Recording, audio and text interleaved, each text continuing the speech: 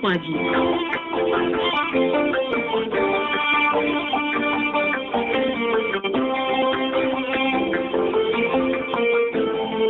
Assalamualaikum warahmatullahi wabarakatuh. Alhamdulillahirrabbilalamin. Pendengar, kembali kita bersama untuk dialog religi pagi kerjasama RRI Jambi dengan kantor wilayah Kementerian Agama Provinsi Jambi. Sudah tersambung di ujung telepon dengan Ustadz kita, ada Ustadz Miftahul Huda. Assalamualaikum. Waalaikumsalam warahmatullahi wabarakatuh.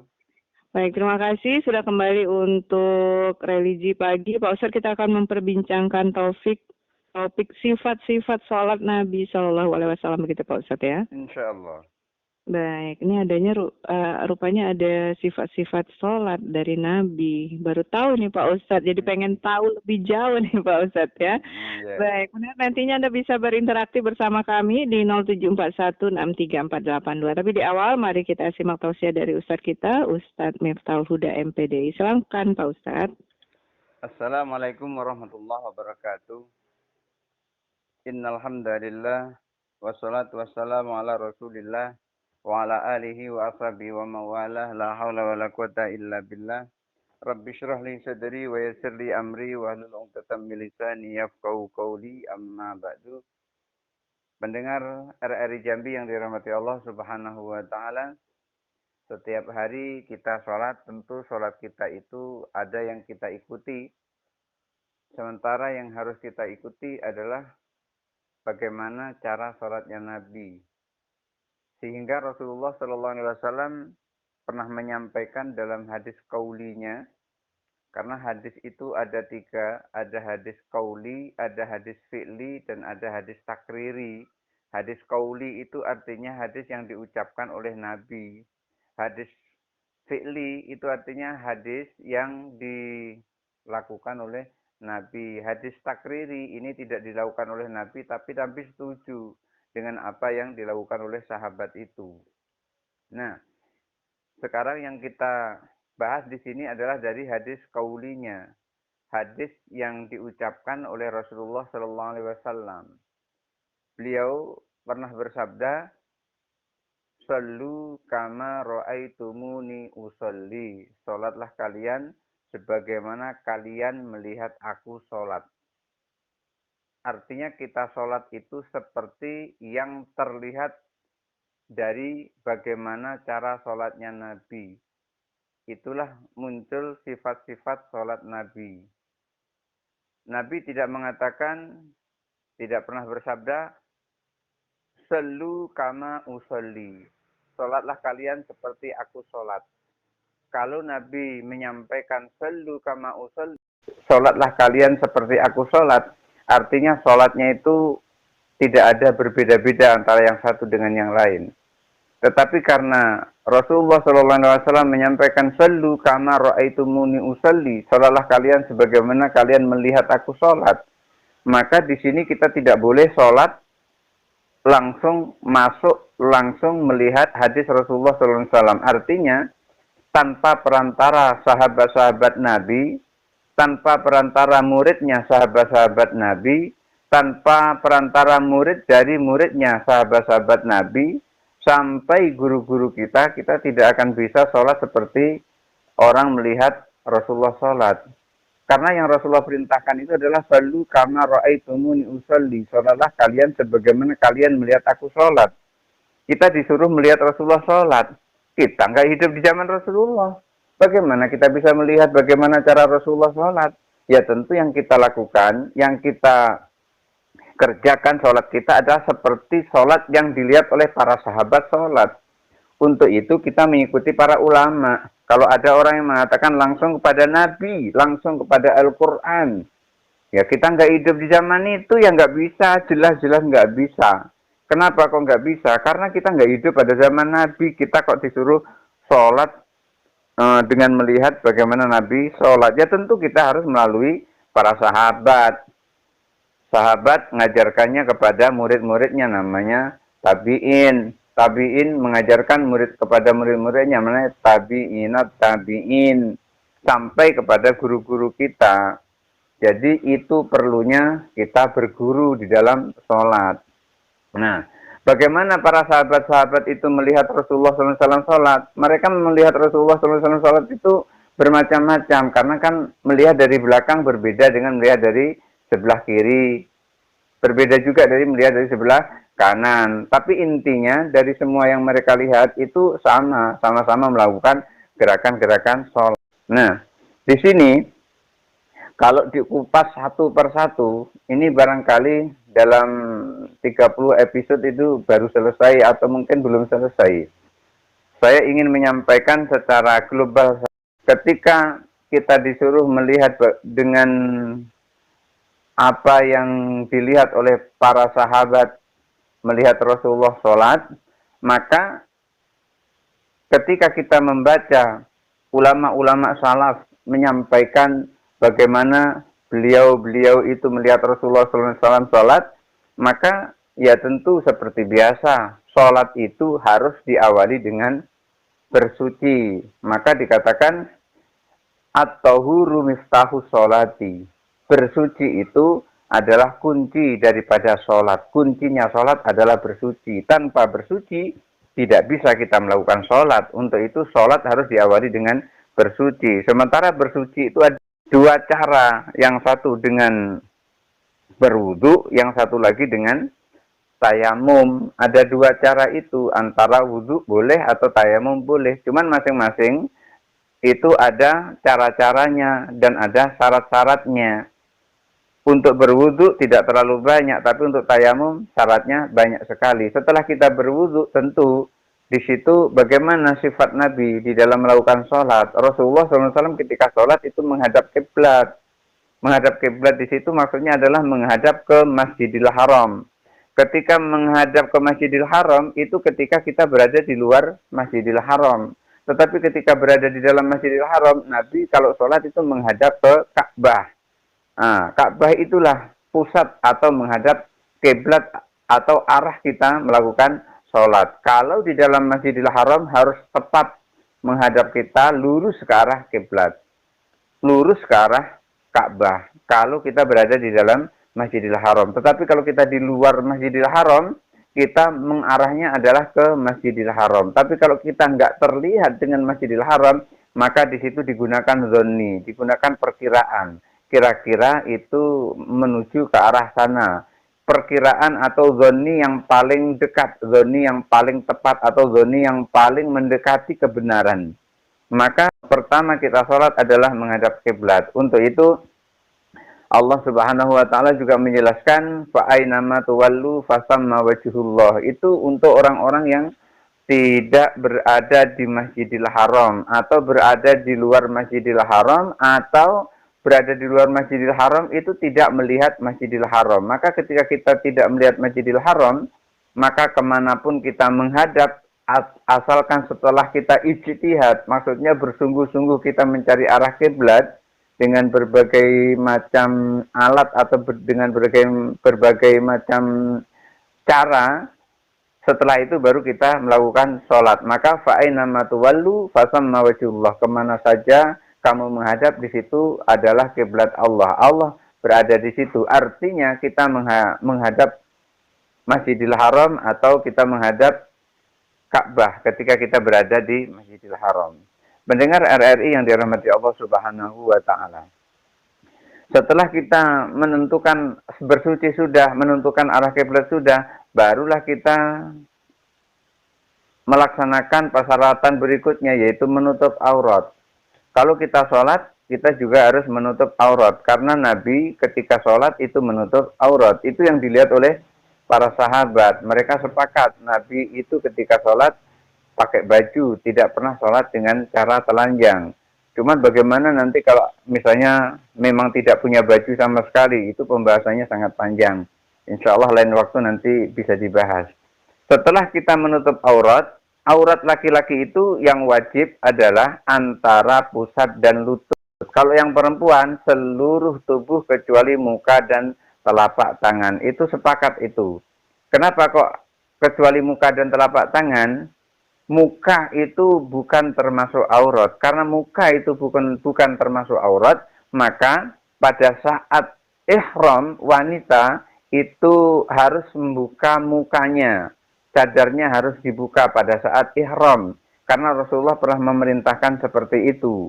Itu menunjukkan bahwasanya muka wanita itu tidak termasuk aurat. Dan juga telapak tangan. Jadi aurat wanita itu adalah seluruh tubuh kecuali muka dan telapak tangan. Wudhu sudah dilakukan, menghadap kiblat sudah diarahkan.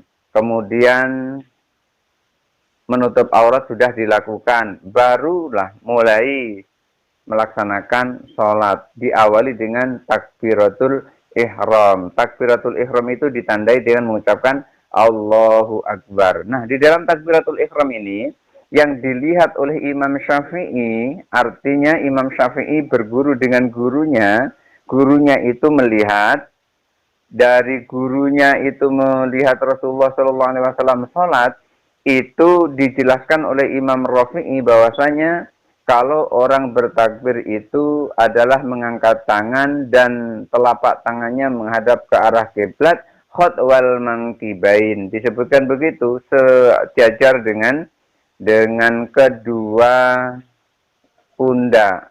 Kalau sejajar dengan kedua pundak, berarti letaknya itu bukan di depan dada. Letaknya bukan di depan dada, karena sejajar dengan pundak berarti berada di pundak kanan dan pundak kiri. Berada di situ, dekat pundak kanan dan dekat pundak kiri. Kemudian Imam Rafi'i menjelaskan, ketika seseorang itu melaksanakan takbiratul ihram, itu yang sejajar dengan bahu atau sejajar dengan pundak, itu disebutkan sejajarnya itu adalah ibu jarinya itu setinggi dengan kedua kupingnya, artinya searah dengan kedua kupingnya, bukan di depan. Itu yang dilihat oleh gurunya, dari gurunya Imam Syafi'i rahimahullah. Pendengar RRI yang dirahmati Allah Subhanahu wa taala. Kemudian setelah melaksanakan takbiratul ihram, itu memasangkan niat, itu adalah pada saat takbiratul ihram.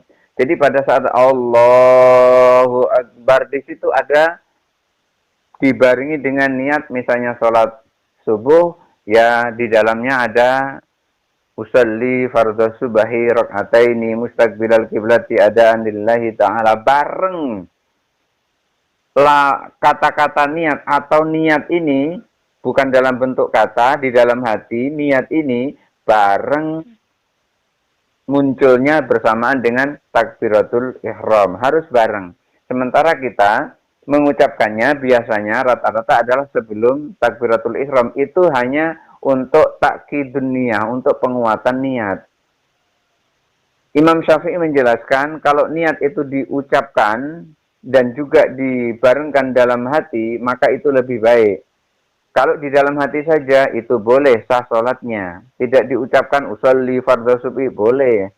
Tetapi yang lebih bagus lagi adalah diucapkan juga, kemudian dilafadzkan dalam hati bersamaan dengan takbiratul ihram, itu juga, itu yang lebih baik, itu lebih sempurna. Beliau itu banyak sekali alasan-alasannya atau dalil-dalilnya di dalam kitab Al-Muhadzab fi Fiqh Syafi'i yang dijelaskan oleh Imam Syirazi, Abu Ishaq Ibrahim bin Ali bin Yusuf Asy-Syirazi. Mendengar RRI yang dirahmati Allah Subhanahu wa taala, setelah kita takbiratul ihram dibarengi dengan niat tadi, lalu dijelaskan seperti yang dilihat oleh para sahabat, Rasulullah SAW ketika dia selesai takbiratul ihram meletakkan tangannya kedua-duanya di dada. Maksudnya di dada di sini disebutkan adalah di atas perut, di bawah dada, tengah-tengah, pertengahan di situ. Lalu letak tangannya adalah tangan kanan berada di atas tangan kiri dengan pergelangan masing-masing bertemu. Pergelangan tangan kiri di bawah pergelangan tangan kanan. Pergelangan tangan kanan di atas pergelangan tangan kiri. Jadi begitu yang dilihat oleh para sahabat yang dituangkan di dalam kitab Al-Muhadzab fi Fiqh Syafi'i. Setelah itu, wajibnya adalah kita mengucapkan surah Al-Fatihah. Maka orang yang mengucapkan surah Al-Fatihah atau membaca surah Al-Fatihah itu syaratnya adalah dia sendiri mendengar bacaan itu. Dan kalau dia berjamaah, dia tidak boleh mengeluarkan bacaannya sehingga orang lain terdengar bacaan itu. Syaratnya adalah dia harus mendengar bacaan itu dia sendiri, tidak orang lain mendengar bacaannya sendiri. Maka tidak sah orang kalau melakukan sholat, surah Fatihah itu hanya di dalam hati, tidak sah. Karena apa? Karena Rasulullah SAW pernah menyampaikan, la sholata liman lam yaqra bi umil kitab.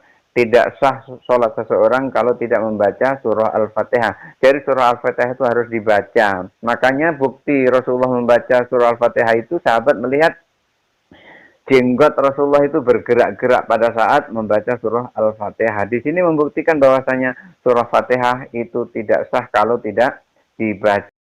Setelah itu, setelah membaca surah Al-Fatihah, kemudian membaca surah Faqra'u ma tayassara minkum minal Qur'an. Baca yang paling mudah dari Al-Quran itu. Kita tidak boleh membaca surah itu panjang-panjang, tapi kita sendiri tidak menguasai surah itu. Maka lebih baik kita membaca surah pendek, tapi kita kuasai surah itu.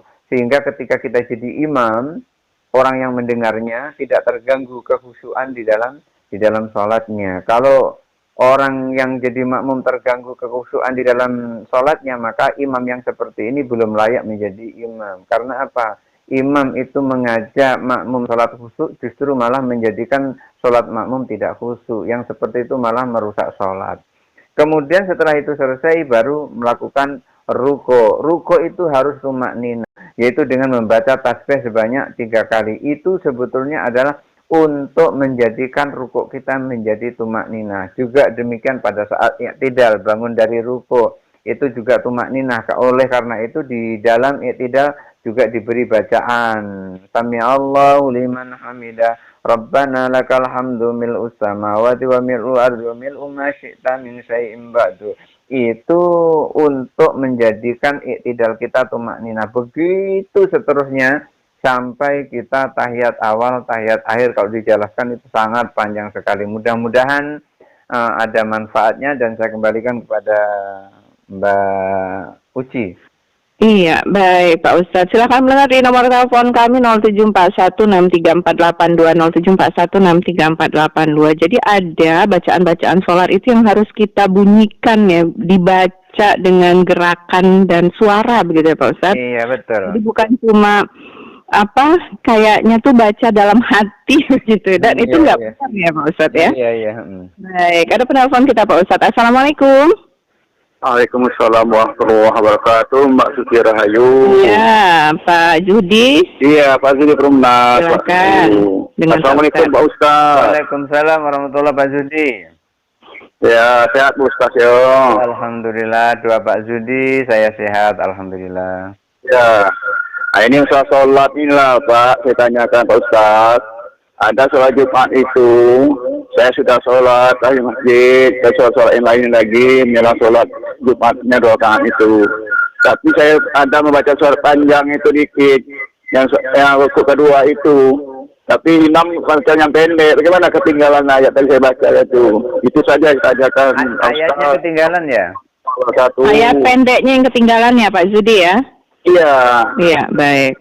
Nah, bagaimana surat apa diulang lagi bagaimana? Itu saja tanya Pak Ustaz. Ya. Assalamualaikum warahmatullahi wabarakatuh. Waalaikumsalam warahmatullahi wabarakatuh. Ayat pendeknya Pak Ustaz. Ketika seseorang di dalam sholat ayat pendeknya itu ketinggalan, ayat pendek atau ayat sesudah surah Al-Fatihah itu bukan termasuk rukun. Ketika itu tertinggal, maka kita tidak perlu mengulang sholat lagi karena sholatnya itu sudah sah. Hanya saja di dalam kitab Al-Muhadzab itu Imam Syafi'i yang menyampaikan di dalam kitab Al-Um, di situ beliau menyampaikan kalau ada tertinggal yang seperti itu, maka ditambah ujungnya nanti dengan sujud sahwi. Jadi ada kalau seandainya ketinggalan itu ditambah dengan sujud sahwi. Sujud sahwi itu bagaimana? Sujud sahwi itu adalah sujud sebelum salam. Ketika kita sudah tahiyat akhir selesai, lalu sebelum salam, kemudian terus Allahu Akbar, subhana man la yanamu wa la yasu, Subhana man la yanamu wa la yashu. Subhana man la yanamu wa la yashu. Setelah itu baru bangun dari sujud, duduk seperti biasa, duduk iftirash, kemudian terus sujud lagi. Subhana man la yanamu wa la yashu. Subhana man la yanamu wa la yashu. Subhana man la yanamu wa la yashu. Baru kemudian duduk, lalu Assalamualaikum warahmatullahi. Assalamualaikum warahmatullahi. Itu namanya sujud sahwi. Jadi orang yang tertinggal ayat pendeknya, tertinggal ayat pendeknya, tetapi surah Fatihahnya tidak tertinggal, sholatnya sah, sholatnya tidak batal. Kalau tertinggal, itu diganti dengan sujud sahwi. Kalau seandainya tidak diganti dengan sujud sahwi, juga tidak apa-apa. Karena sujud sahwi di situ adalah hukumnya sunnah, tidak termasuk wajib. Jadi Pak Zudi nggak usah khawatir, karena Pak Zudi telah membaca surah Al-Fatihah, maka sholat Pak Zudi sah. Iya, baik. 074163482. Assalamualaikum. Waalaikumsalam Mbak Uci. Ya, Pak Ujang, silakan. Ya, Assalamualaikum Pak Ustaz. Waalaikumsalam warahmatullahi wabarakatuh. Siap Ustaz ya. Alhamdulillah, Ya, ada Pak Ujang. Sholat khutbah Jumat yang keduanya tuh apa yang pertama gitu gini. Orang khutbahnya tidak ada pakai maca batang itu, maca arti gitu kan. Tidak baca apa? Baca artinya gitu kan, bukan judul itu, enggak ada baca judul, baca artinya gitu kan. Oh gitu. Artinya dibaca itu. Dan lagi keduanya itu, kebanan keduanya itu dia enggak ada baca doa lagi itu kan. Nah tuh, ini macam mana Ustaz? Khutbah Jumat ya Pak Ujang ya? Jumat Ya. kemarin itu kan. Jadi kan enggak ada istilah kata baca batangnya gitu kan, baru baca artinya gitu. Jadi kalimat masyarakat ngerti gitu kan. Kalau tidak ngerti kan ngerti. Dan kedua lagi dia akan baca doa yang kedua itu, atau banan kedua itu kan. Itu yang ini lagi Ustaz. Saya nanyakan gini, saya sering habis sholat, assalamualaikum dari kanan kiri, wudu habis, zikir kita macam mana Ustaz kan? Saya teruskan zikir, habis lagi itu kan, wudu lah habis Ustaz. Batal. Boleh bilang Pak Ustaz. Ya. Ya, terima kasih Ustaz. Assalamualaikum. Waalaikumsalam warahmatullahi wabarakatuh. Khutbah Jumat kemudian yang batal wudhu masih boleh zikir apa enggak Pak Ustaz? Silakan. Khutbah Jumat itu memiliki syarat dan rukun. Jadi termasuk dari rukun khutbah Jumat itu adalah memuji Allah, kemudian membaca sholawat kepada Rasulullah, kemudian wasiat takwa, kemudian setelah wasiat takwa di situ kemudian membaca ayat dari ayat Al-Qur'an. Kemudian di situ adalah membaca doa untuk kaum muslimin dan muslimat. Kalau ini tidak dilakukan, ya tentu kita tidak sah sholat Jumatnya karena rukun khutbahnya itu tertinggal. Untuk itu seorang khatib tidak hanya membaca teks, tetapi juga harus memahami fikih khutbah Jumatnya. Nah, hanya saja kadang-kadang orang awam kan itu tidak tahu di dalam bahasa Arabnya itu sudah mengandung doa. Makanya beberapa ulama itu belum sepakat tuh maksudnya tidak semuanya mengatakan begitu. Artinya bukan yang tentang syarat khutbah tadi. Di dalam Fathul Qorib itu disebutkan orang kalau berkhutbah itu syaratnya harus dengan menggunakan bahasa Arab. Dan boleh tidak dengan bahasa Arab, tapi harus belajar bahasa Arab. Ada yang mengatakan seperti itu. Kemudian ulama yang lain di situ disebutkan, seperti diantaranya lah Imam Rafi'i, di situ disebutkan tidak harus menggunakan bahasa Arab, tapi di situ ada bahasa Arabnya. Ada bahasa Arabnya, kemudian juga ada bahasa Indonesianya kalau kita di Indonesia. Karena tujuan khutbah itu adalah taklim atau memberikan pengajaran kepada hadirin dan hadirat yang hadir pada saat itu. Kalau ada perempuannya, perempuan boleh juga melakukan sholat Jumat. Nah, karena tujuan dari khutbah itu adalah memberikan taklim, memberikan pengajaran kepada orang yang hadir melakukan sholat Jumat pada saat itu, maka kalau menggunakan bahasa Arab semua, ya tentu mereka tidak paham. Karena mereka tidak paham, di Indonesia ini telah dibuat untuk khutbah pertama itu menggunakan bahasa Indonesia setelah syarat dan rukun khutbahnya sebelumnya itu dipenuhi. Setelah memuji Allah, membaca salawat kepada Nabi, kemudian membaca ayat-ayat, wasiat takwa dan seterusnya, itu sudah dilakukan, baru kemudian nasihat yang ada di dalam khutbah itu, yang taklimnya, pengajaran kepada hadirin hadirat, itu dilakukan dalam bahasa Indonesia. Jadi boleh kita melakukan khutbah dalam bahasa Indonesia, tetapi tetap di situ ada dalam bahasa Arabnya. Kenapa kok tetap dalam bahasa Arab? Karena ayat Al-Quran itu adalah bahasa Arab. Ketika kita memuji Allah itu dalam bahasa Arab. Ketika kita membaca salawat Nabi itu juga bahasa Arab. Jangan sampai diganti dalam bahasa Indonesia. Maka ulama tadi disampaikan boleh menggunakan bahasa Indonesia dengan syarat seluruhnya tidak ada yang bisa melakukan khutbah, hanya dia, dan dia itu bisanya dalam bahasa Indonesia. Kalau dia bisanya dalam bahasa Indonesia, maka dia yang khutbah tadi wajib belajar bahasa Arab. Sehingga ketika mengucapkan sholawat, bukan semoga sholawat dan salam tercurah kepada Nabi, tapi dia mengucapkan Allahumma sholli ala Sayyidina Muhammad wa ala ali Sayyidina Muhammad. Ketika kita membaca ayat Al-Quran misalnya, wasta'inu bisabri wassalah wa innaha lakabiratun illa alal khashiin. Tidak kita membaca dengan dan minta tolonglah kepada Allah dengan sabar dan sholat, karena itu adalah berat kecuali untuk orang-orang yang khusyuk. Kalau kita melakukan seperti itu, nggak sah khutbah kita. Karena apa? Khutbah kita itu harus membaca surah Al-Fatihah, harus membaca surah atau ayat dari ayat Al-Quran. Harus kita berdoa. Kalau berdoa, mungkin juga kita bisa dalam bahasa Indonesia, bisa juga dalam bahasa Arab. Makanya di akhir daripada khutbah pertama itu pun isinya doa juga. Isinya doa itu. Setelah khutbah pertama bahasa Indonesia umpamanya, kemudian setelah itu baru bahasa Arab. Khutbah yang kedua itu isinya doa juga, itu isinya. Kemudian baru duduk, kemudian melakukan khutbah yang kedua. Khutbah yang kedua itu biasanya dalam bahasa Arab semua.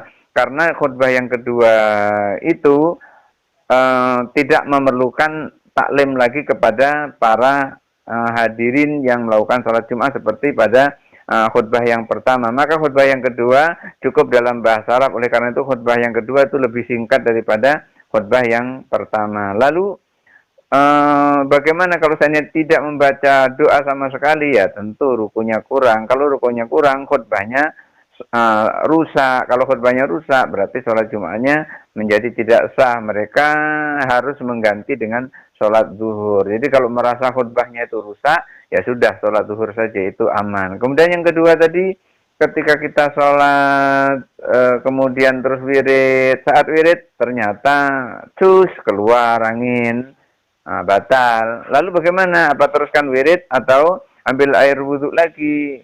Kalau menurut saya, saran saya ambil air wudhu dulu, kemudian teruskan wirid. Lalu bagaimana kalau malas ngambil air wudhu? Boleh juga teruskan wirid. Karena apa? Karena wirid tidak disyaratkan dalam keadaan kita bersuci, tapi diutamakan kita dalam keadaan bersuci. Begitu Mbak Suci.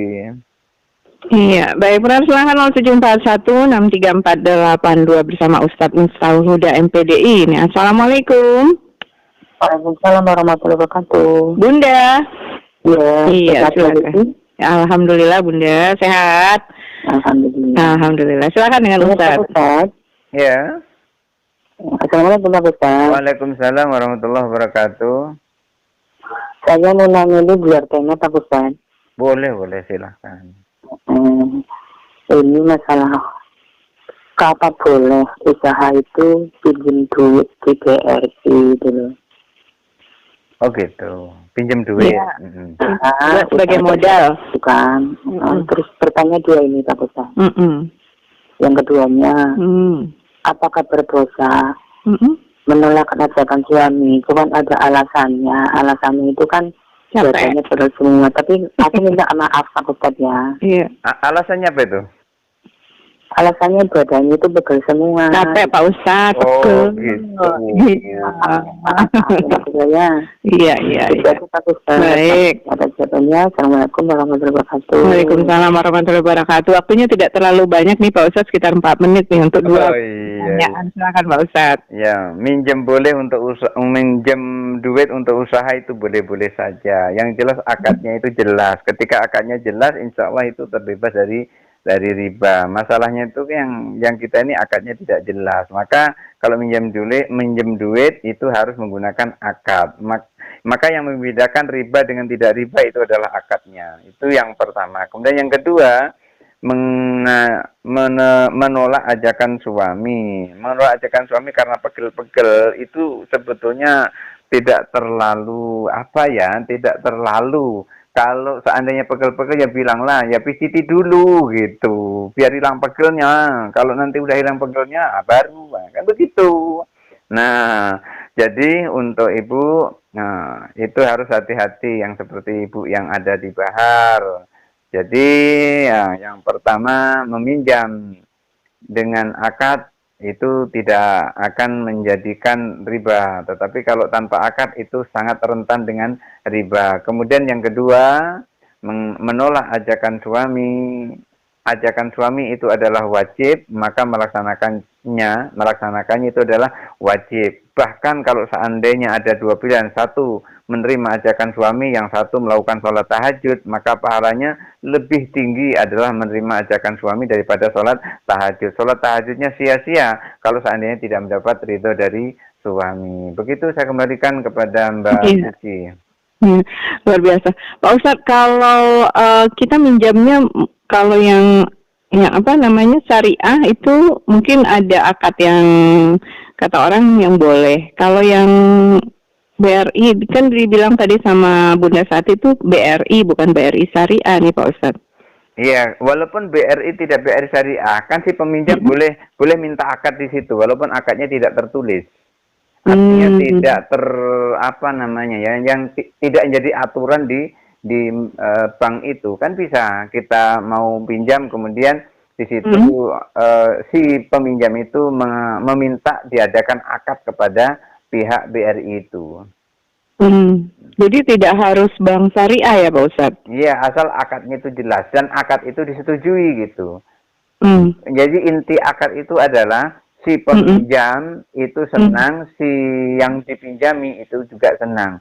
Maka di dalam Islam itu kuncinya adalah ridho birridho. Artinya ridho birridho itu artinya senang dengan senang. Ketika si yang meminjami senang, yang dipinjami senang, selesailah semuanya. Karena selama ini pemahamannya adalah harus bank syariah nih. Kalau nggak syariah nanti kita nggak syariah juga begitu. Jadi senang sama senang itu sudah menjadikan hal itu halalan thayyibah begitu ya Pak Ustadz? Iya, karena senang dengan senang. Ya, ya walaupun sebetulnya kalau bukan yang bank syariah, kalau bank syariah itu lebih mendekati kan gitu, lebih mendekati daripada bank konvensional. Ya, walaupun bank konvensional juga tidak salah juga begitu. Baik, Pak Ustadz, di akhir mungkin ada yang mau disampaikan terkait dengan sifat sholat Nabi, silakan. Pendengar RRI Jambi yang dirahmati Allah Subhanahu wa Ta'ala, kita melakukan sholat itu seperti sholatnya Nabi. Artinya bukan persis seperti sholat Nabi, tapi seperti yang dilihat oleh para sahabat ketika melihat Nabi sholat. Oleh karena itu, ketika kita sholat, kita harus mengikuti dalil-dalil yang ada, yang disampaikan oleh para sahabat berupa hadis-hadis, bahkan itu adalah merupakan asar, walaupun seandainya di situ bukan khobar atau bukan hadis, di situ ada asar sahabat. Ketika sahabat menyampaikan, oh Nabi itu kalau melakukan sholat ketika bangun dari sujud itu tangannya adalah terbuka, kemudian telapak tangannya itu menekan ke tanah untuk menumpu naik ke atas. Sementara di sisi lain ada yang sholatnya itu pada saat mau berdiri itu tangannya mengepal. Ketika tangannya mengepal itu saya baca di dalam Majmu' Syarhil Muhadzab di disusun oleh Imam Nawawi, di situ dikatakan la aslalahu, tidak ada dasarnya. Ketika kita berdiri dari sujud atau berdiri dari duduk kemudian tangan mengepal, itu tidak ada landasan dan tidak ada dasar sama sekali. Yang ada dasarnya adalah ketika berdiri sujud, dia memang tangannya itu menepak ke tanah tetapi terbuka, bukan mengepal seperti petinju. Di situ dikatakan kal'aju, seperti orang yang lemah. Orang yang lemah ketika dia bangun dari duduk, tentu tangannya terbuka, tidak mengepal. Kalau mengepal itu seperti petinju atau seperti orang yang sangat kuat. Untuk itu kita harus hati-hati di dalam sholat. Jangan ketika melihat orang begitu terus kita ngikuti begitu. Lebih baik datangi ustadz, lebih baik datangi guru, lebih baik datangi kiai, datang ke seberang, datang ke pesantren. Insya Allah sholat kita akan seperti yang terlihat pada saat Rasulullah SAW sholat. Hadanallahu wa iyyakum ajma'in. Wallahul muwaffiq ila aqwamit thoriq. Wassalamualaikum warahmatullahi wabarakatuh. Waalaikumsalam warahmatullahi wabarakatuh. Terima kasih Pak Ustadz sudah bersama untuk dialog religi pagi. Banyaknya kebersamaan kita untuk religi pagi bersama Ustadz Miftahul Huda MPDI terkait dengan sifat-sifat sholat Nabi Sallallahu Alaihi Wasallam. Akhirnya saya Suci Rahayu dan Ustadz Miftahul Huda. Wassalamualaikum warahmatullahi wabarakatuh.